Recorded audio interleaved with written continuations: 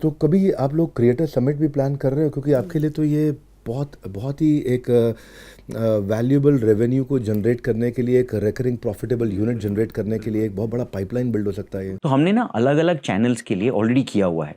So for example Telegram एक platform है जहां पर द टॉप 1000 क्रिएटर्स के लिए हम सबमिट करते रहते हैं। नाउ अब these people are all working in a room up alone. अब यहाँ पर क्या करना पड़ता है, आप एड्स चलाते हो, अपनी ट्रैफिक बढ़ाते हो, अपनी ऑडियंस बढ़ाते हो. So what they also want is that they want to also connect to other people. They want to understand other ideas. They want to connect कि मैं फ्लिपकार्ट की टीम से कैसे बात कर सकता हूँ.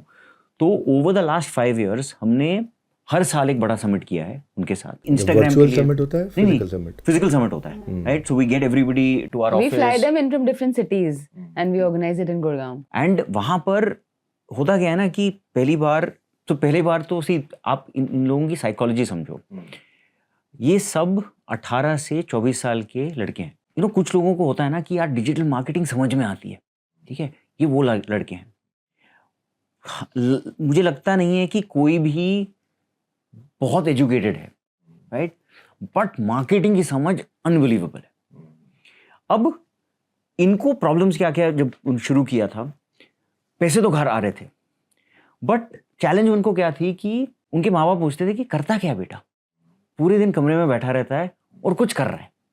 अब आप ये सोचो कि आप एक टियर 2 टियर 3 टाउन में हो, ठीक है, पेरेंट्स के घर में आपके रिलेटिव्स आए, अच्छा आपका बेटा क्या कर रहा है, जी वो टेलीग्राम पे कुछ करता है, राइट. तो किसी को समझ में नहीं आता था. अच्छा पैसे आ रहे हैं, अच्छा पैसे कैसे आ रहे हैं, माँ बाप को भी पता नहीं है कि पैसे कैसे आ रहे हैं, राइट. तो जब हम सबको साथ लेके आए, राइट, सडनली पीपल रियलाइज कि यार we are not the only ones. So they started to connect with each other. तो कम्युनिटी बनी. क्योंकि कम्युनिटी बनी वो हमसे ज़्यादा जुड़े. फिर हमने उनसे समझा कि उनको क्या क्या टूल्स चाहिए, क्या क्या प्रॉब्लम्स आ रही हैं, उनको ऑटोमेशन क्या चाहिए, बिकॉज टेक्नोलॉजी तो उनको नेटिवली नहीं आती थी. तो हमने उनके साथ साथ समझा कि अच्छा आप A to Z जब करते हो तो क्या क्या करते हो.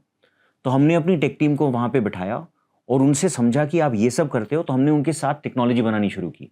तो जैसे कि पहले होता था कि उनको अगर 10 पोस्ट करने हैं तो स्केड्यूल कैसे करें. अब टेलीग्राम में बॉट सिस्टम होता है, तो हमने बॉट सिस्टम समझा.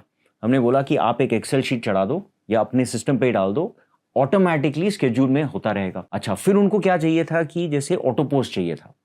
तो आप ये सोचो कि मान लो कि एक बड़ा टेलीग्रामर है जो अलग अलग डील्स ढूंढ रहा है. मैं यहाँ बैठा हुआ हूँ, मेरा एक टेलीग्राम चैनल है, बट मैं ये चाहता हूँ कि ये जो बड़े चैनल की जो डील आए वो ऑटोमेटिकली मेरे चैनल पे पोस्ट हो जाए. तो मैं तो यहाँ बैठा हुआ हूँ.